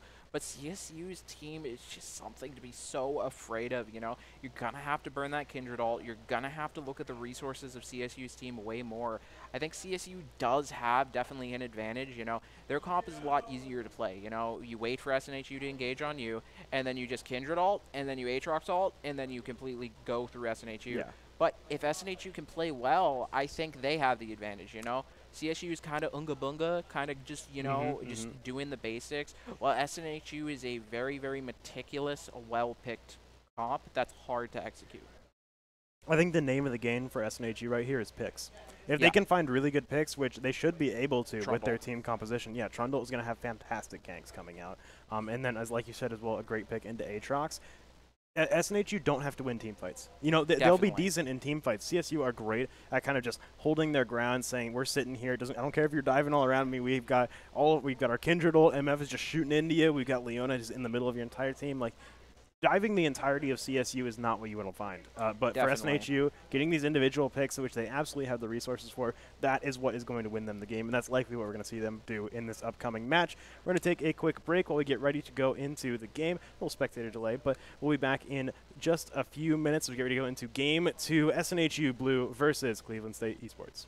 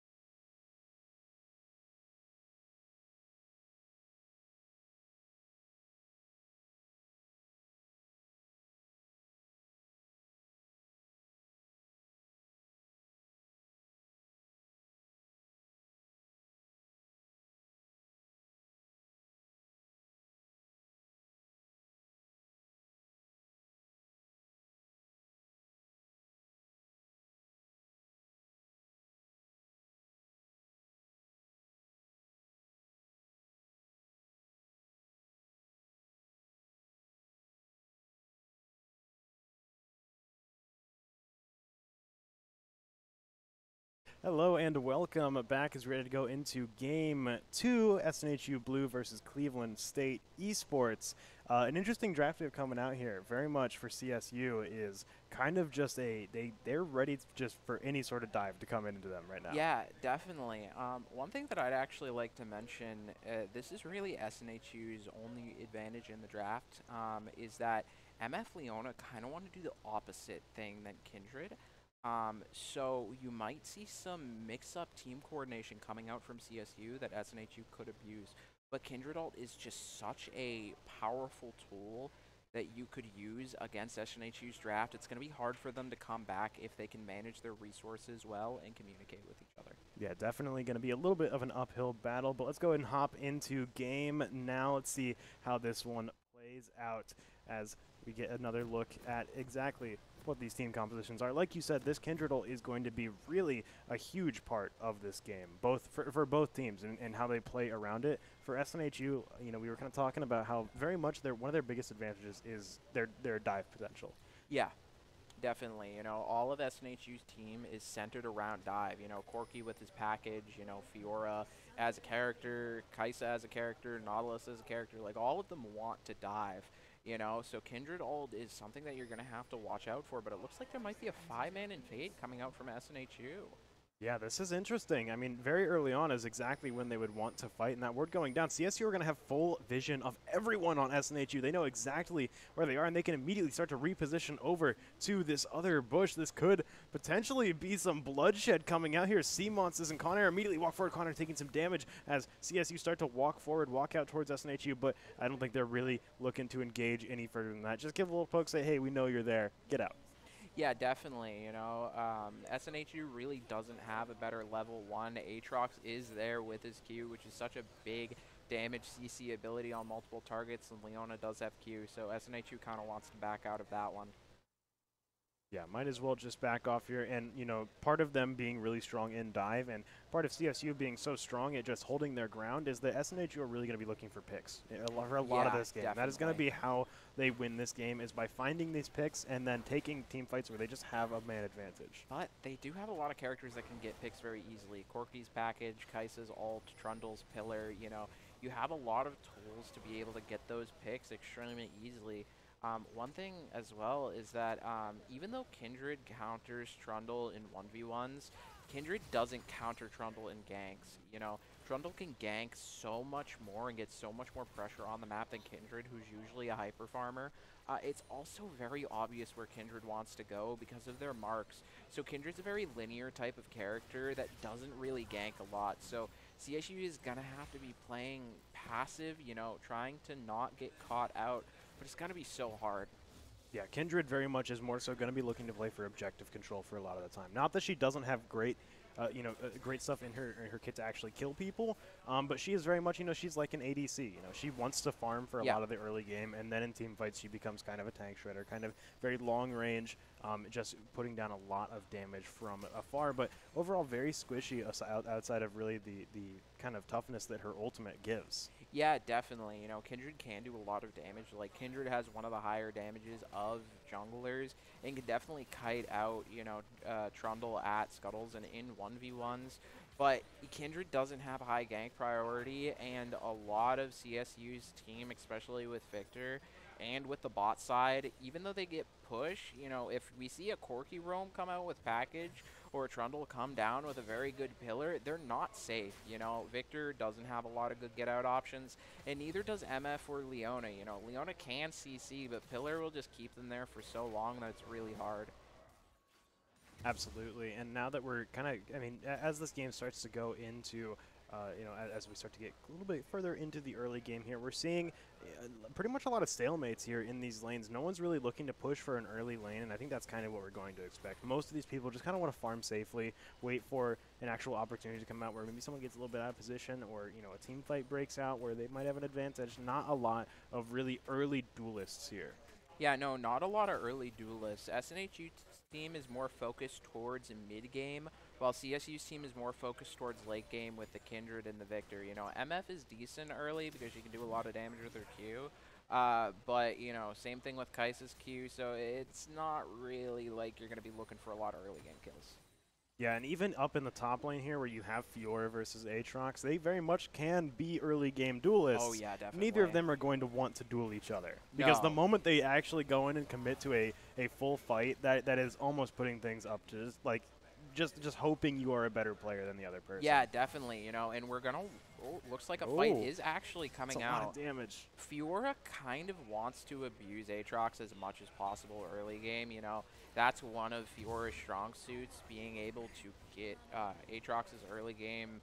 It's very hard for Aatrox to do a lot, but Aatrox was buffed so much, and just with the items, with Eclipse being as powerful as it is, you're seeing a lot of power come out of him in the mid or late game, so he does eventually outscale Fiora, but not by a lot. It's still very much a skill matchup. Yeah, and we'll see.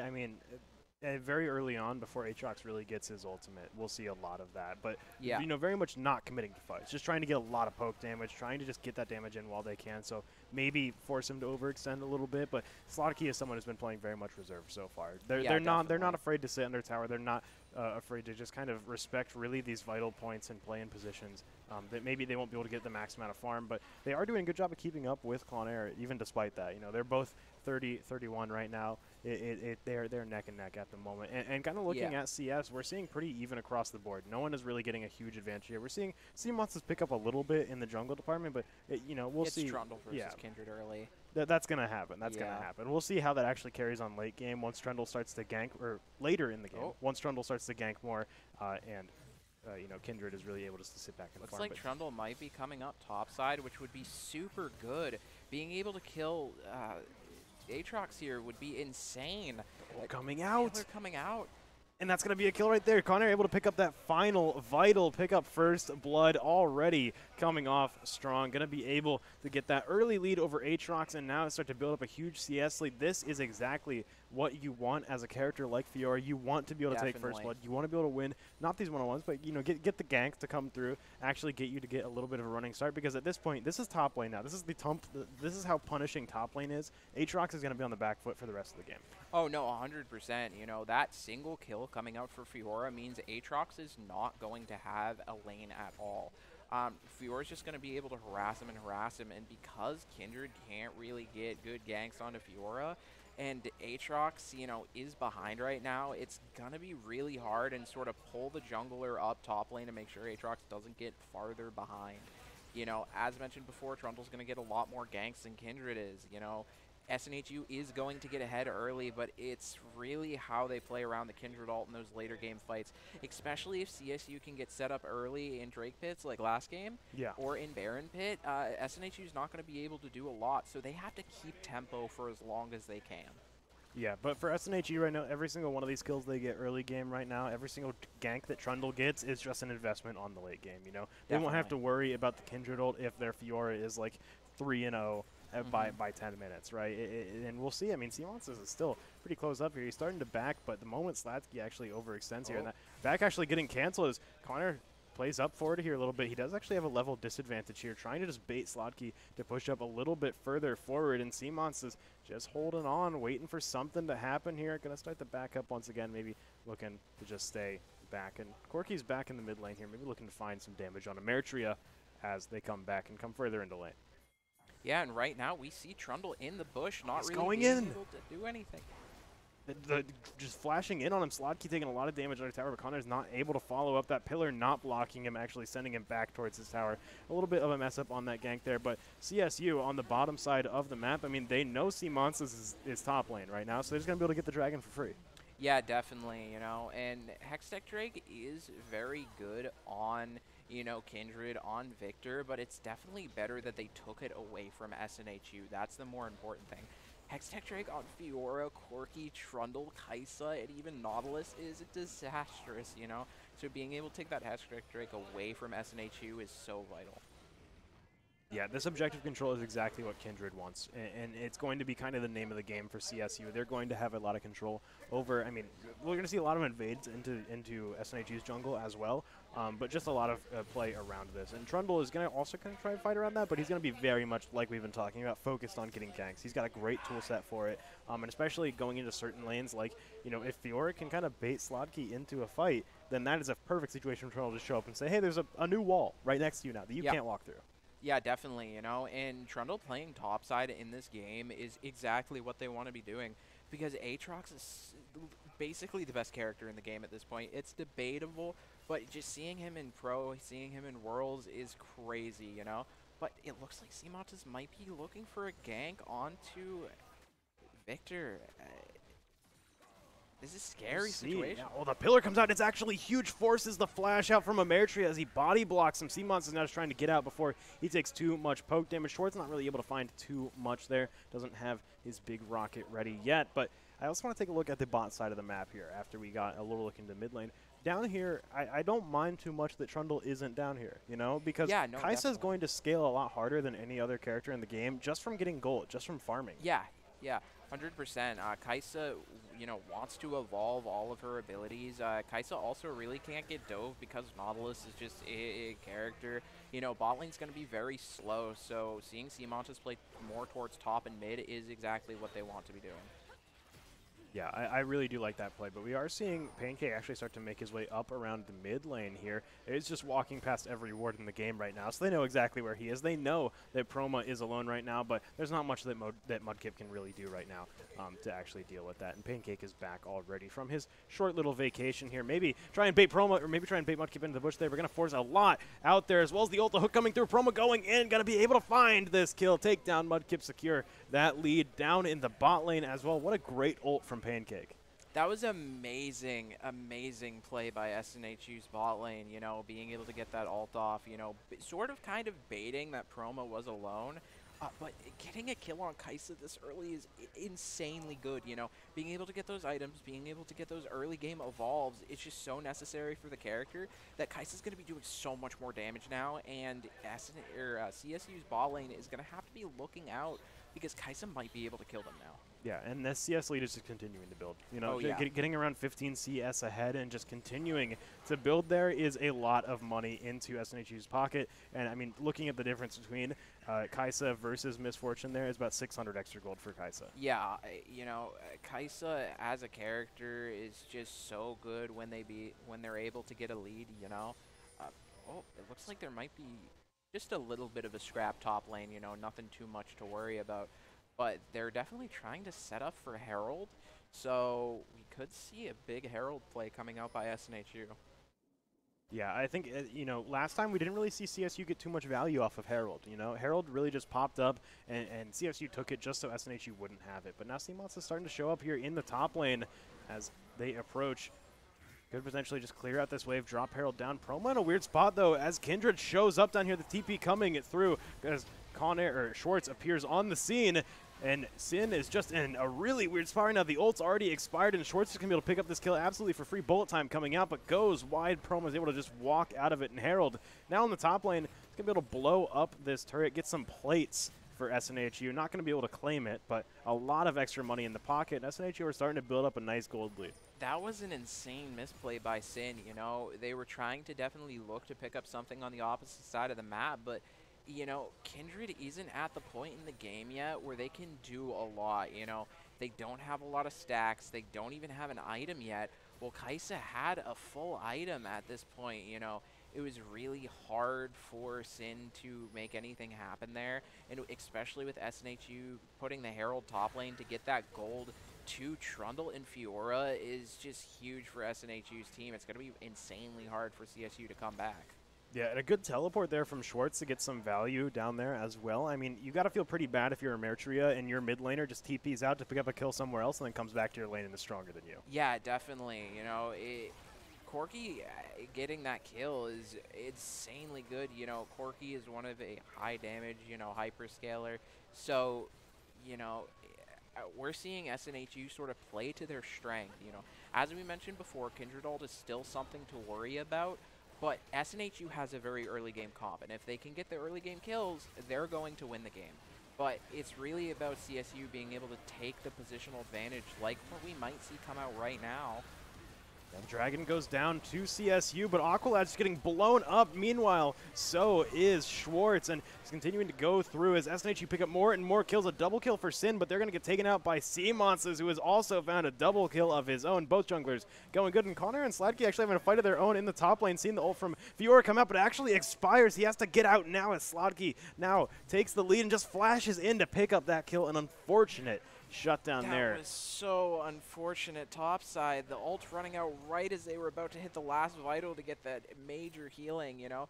But as we saw in the team fight, you know, SNHU, as we mentioned before, needs to get those picks. And getting that pick on Kindred, wasting Kindred's ult before a dragon fight is huge. You know, if Kindred was able to use the ult there, I could see all of SNHU's team getting wiped. But because, you know, Proma was able to get that nice counter engage on Sin, they were able to get that Kindred ult to, you know, get advantage during the dragon fight.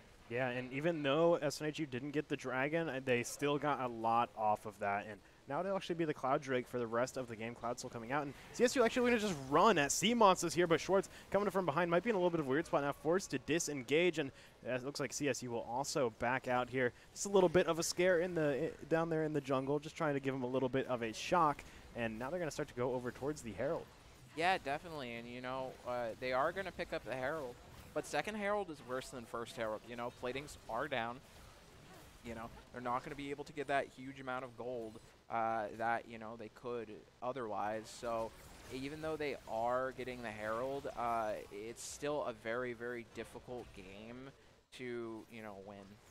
Yeah, but we could potentially see Schwartz lose his tier 1 turret here as they get close to it. Looks like they might just back out, try and save this Herald for another time where they can actually confirm that tower kill. Now, I want to talk about this because we did get the Cloud Soul pops up. Which team is looking for the soul more? Ooh, definitely CSU's team. You know, getting Aatrox ult out more, getting MF ult more, you know, getting Leona ults, getting Kindred ult is definitely a lot better, you know. Corki doesn't really have an ult, it's more of an ability, you know. Kai'Sa's ult is kind of, you know, and Fiora's ult is good. Oh, Slotki! There's a ward and Tribush there, and Seamons is now in an awkward spot. Pancake and Schwartz nearby, but Sin and Ameritria are also here, and Seamons might be cornered here in the jungle. He gets silenced, he gets taken out, shut down by Kindred. Sin finds a kill there, and they're looking to just continue to go for more. Connor maybe in a little bit of a weird spot, but will maybe be able to escape here. Slotki not going to be able to chase in time as Connor backs off. That was a very good pickup by CSU, you know, being able to predict that Trundle is in the bush, you know, being able to kill him, because unlike Zach, you know, who can get out of anything, you know, get out of that position, Trundle can't. He does have Pillar, but sort of, you know, we saw Sin going up towards the top side, realizing that there was something fishy going on, you know. So, very well played by CSU. Yeah, Mudkip and Aqualad, as well as Ameritria, returning over towards the mid lane. Schwartz just going to back off, has some advance notice there from those wards in the topside river. But just going to get out, go back, buy some stuff here. CSU, meanwhile, they've been doing a great job of making up the gold difference that we were talking about earlier. SNHU had started to build up and compound a sizable lead early on, but CSU are now in kind of a good spot here. They're starting to actually make their way back into the game. They've gotten a lot of objectives. Yeah, you know, I'm unsure exactly if Aatrox is even with Fiora now. I don't think so, just because of that Herald crash. But, you know, Aatrox getting that kill definitely brought them back into the game, brought them back into the eyes of SNHU. So if, you know, they can save Kindred ult for an objective fight, if they can, you know, save Aatrox ult for an objective fight, you know, be able to get positional advantage, CSU's team is still really, really scary. Absolutely. If they just play tight like this, like they are at the moment, they're sticking together a lot. They're always kind of running in buddies, and for SNHU, that's the exact opposite of they want, because they really want to find these big dives, these big picks. Definitely, you know. And one thing that I would like to mention is that Corki ult could theoretically push someone out of Kindred ult. So we could see that sort of happening, but it looks like they're just going to get the crash mid lane to try to take this mid tier 1. Yeah, Herald pushing up here, going to get a lot of damage here, but SNHU probably just going to be able to kill it outright, and CSU aren't able to confirm the kill onto that tower, but they're going to look to just siege it outright as they melt this minion wave. SNHU, actually, CSU just going to back off here, find some value somewhere else, start to move down towards bot side. Dragons up in 10, might as well get ready for it. SNHU, meanwhile, they have to try and push into CSU now, and this is exactly what CSU want. Yeah, you know, CSU, as we mentioned before, wants to have positional advantage, and Kindred ult and Aatrox ult are up. Aatrox has TP, Victor ult, MF ult are up. It's going to be insanely hard for SNHU to engage on this, so it looks like they're trying to trade for a mid tower and maybe even a top tower. Yeah, trying to find that value somewhere else is perfect, but CSU are just going to continue to push the lead while they have it. They recognize that SNHU is giving them a lot of space here, so they're just going to come down and take bot tower. Yeah, definitely, you know, and SNHU is pushing through mid lane, so, you know, CSU is going to be able to get the Drake, but that turret gold coming out for SNHU's team is crazy. We might see Seamons die. Chroma goes in as well. He's so low, but Ameritria blows up. Not quite as tanky as they were on that. Swain Victor just blowing up here. Schwartz in a weird spot, going to be able to back out there. Not able to stop CSU from getting that third dragon. They're now at Soul Point, which is an awkward spot for SNHU. That was an amazing play by SNHU. Ameritria got a little bit too confident. You know, Kai'Sa's ult gives her a shield, so she was able to tank Victor's damage, and, you know, they were able to pick up the kill.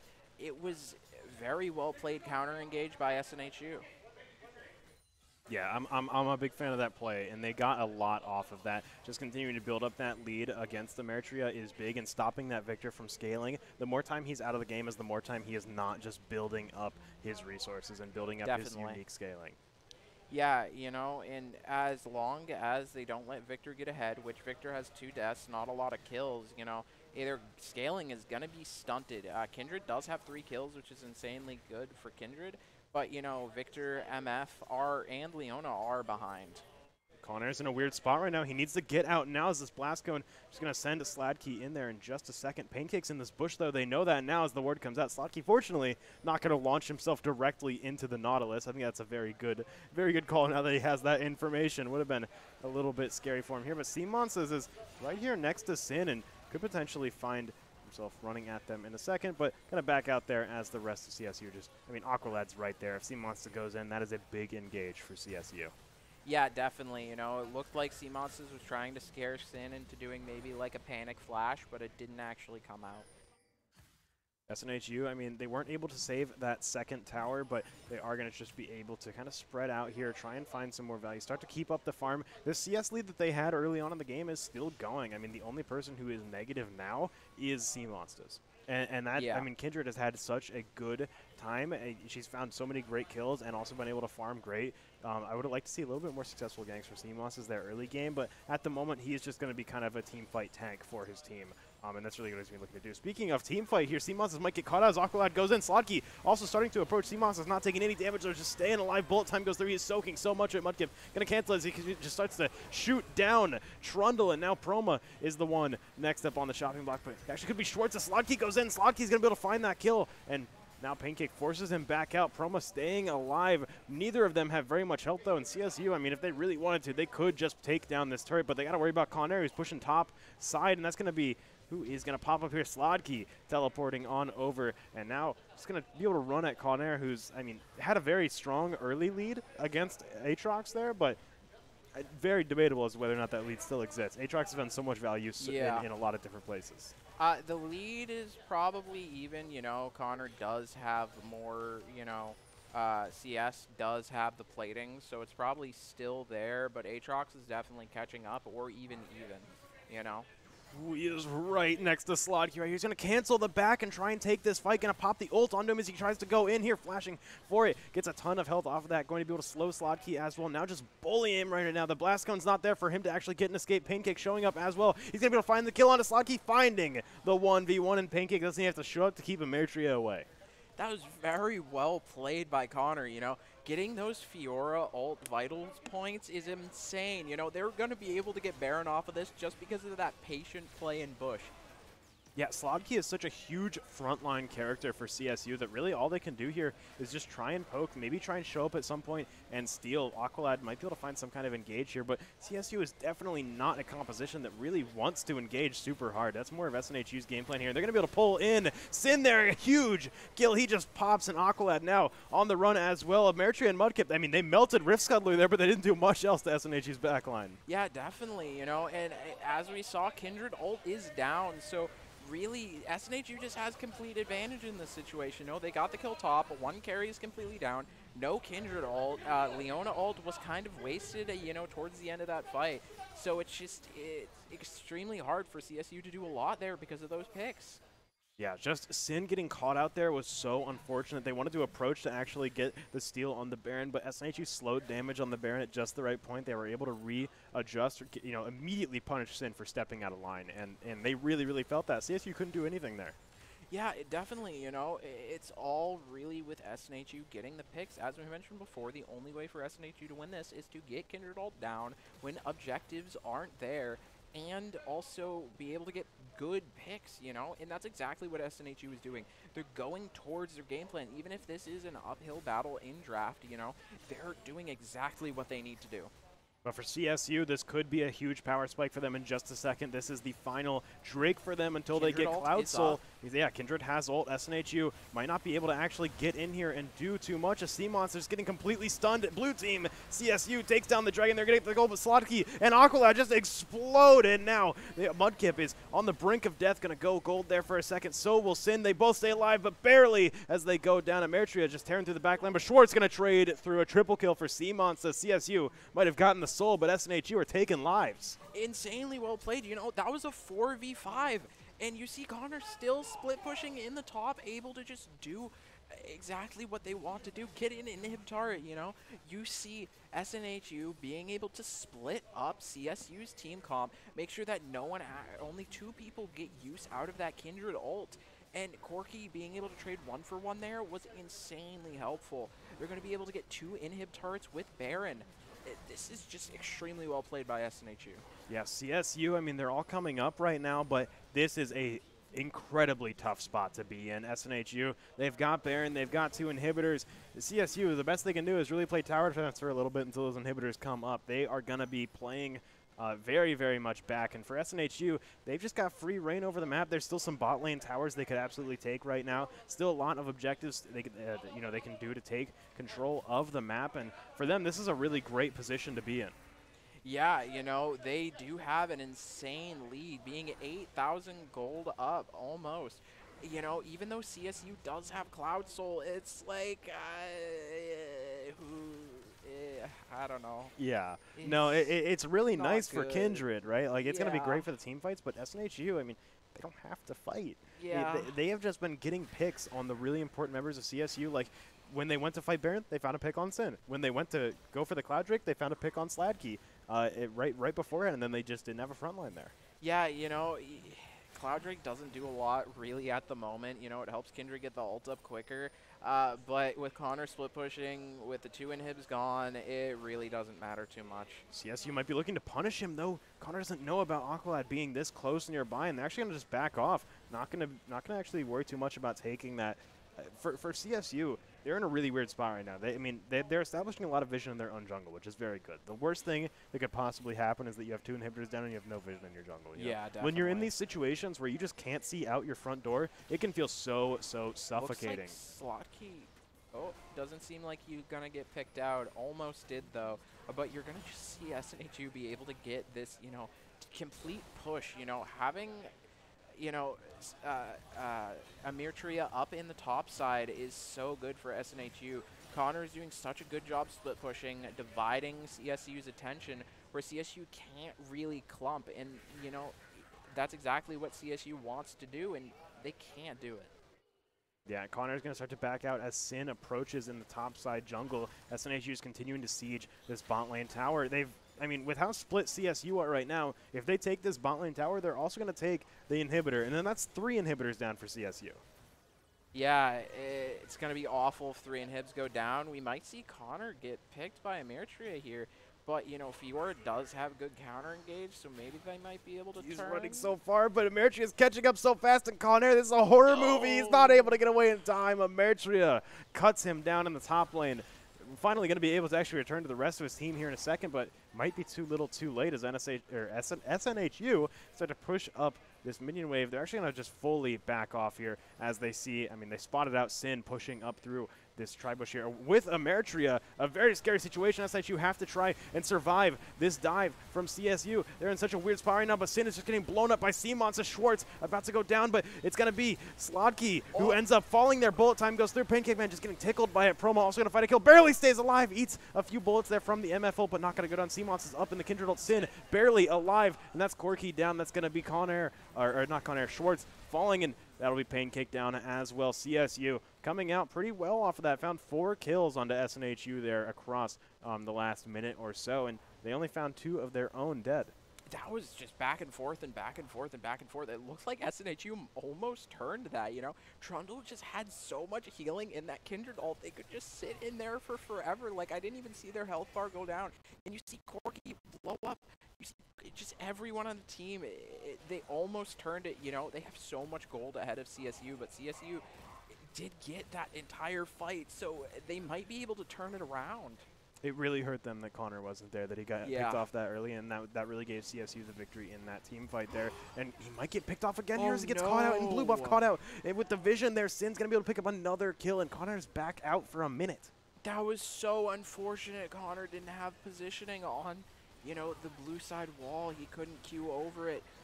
And now CSU might be able to take Baron here. This is disastrous. Yeah, they're going to be able to get this pretty effortlessly. They now have Baron buff, and while SNHU still have a lot of towers left to work with, I'm actually going to be able to cancel anyone's back here. Aqualad just left completely alone. His team dipping while they can, but he is going to be long gone. Just completely out of there. For SNHU, you're in a very weird spot right now because CSU, I mean, they don't have a lot of towers in their base. You could just push through. You could just take the next towers, but CSU are going to be so good at sieging. You're going to be so good at clearing minion waves, and Elder Drake comes up in 20 seconds. One thing that I'd like to mention, Kindred ult is down for this. It might be up towards the end of the fight. Connor is about to be alive, but SNHU has positional advantage right now. Their players are down here. It's going to be scary. You know, this is the fight that wins the game.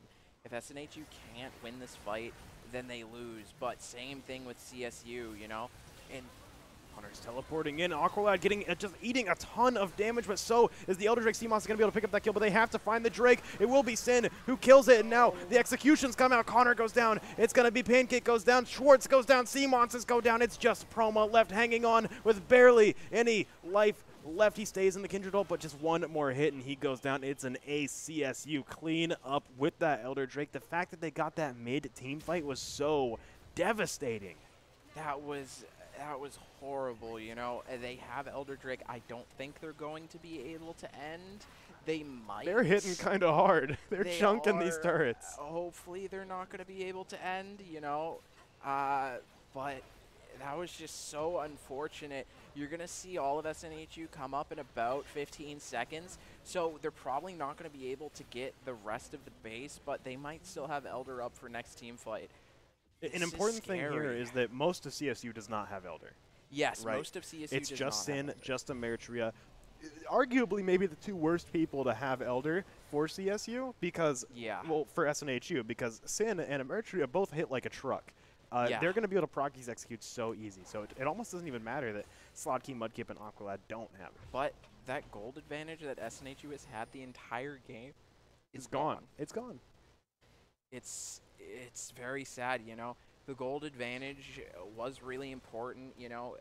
CSU does have Cloud Soul, which is insanely good on their team. You know, the only reason why we were saying that it wasn't good in that moment was because SNHU was just so ahead, but now that they're even, Cloud Soul does give a lot. Yeah, it was SNHU had the gold, they had the items just to power through it, but that Cloud Soul, like you said, is just going to give them full ults every single team fight. Sins almost got Kindred ult right back up. Aqualad's, I mean, half health, taking some chunk from some poke here, but really not a huge deal as they start to push up on SNHU's Nexus turrets. Yeah, right now, I don't think CSU can siege down, but this is going to be extremely scary. You know, we see Connor splitting on side, but Kindred does have Elders, so Connor can't fight there. Yeah, just can't even try to take the fight either, and we're seeing CSU start to come down here. Connor might be in a weird spot. I'm seeing a lot of on-the-way pings come down. He gets caught out in the bush, and he will be able to flash back under tower, but just completely swarmed by CSU. Eritrea picking up that kill, and they're going to be able to take down this tower as well. Why not? They still have Elder Drake. They still have some Elder Drake buffs here, so we see them start to come in. Going to be an execution combat there onto Promo as they continue to push through. Pancake about to be the next one to fall. Bolt time comes through. CMOS is just getting shredded down, and it's all down to Schwartz as he flashes away. They're just running past the inhibitor turrets. It doesn't even matter. They don't even need to kill them here. He's still alive in the Kindred ult, but not for long. And Ace once again as Mudkip cleans up that team fight. CSU are going to be able to end here. They're going to be able to take down SNHU's Nexus. A hard-fought game from SNHU. A close game, much closer than the first game that we saw. And even that one, I would say, was not a stomp by any means. This game, absolutely, just a great fight from both sides. Yeah, it's very unfortunate. You know, you see Connor get picked twice, and they just had positional advantage. They had the numbers. But, you know, it was very well fought, hard fought by both sides. As we mentioned before, CSU did have the scaling comp. They got even because of those misplays, but, you know, while they were even, they could just win. But SNHU did have the early game. They had the ability to get those early ganks, to get that early game map advantage.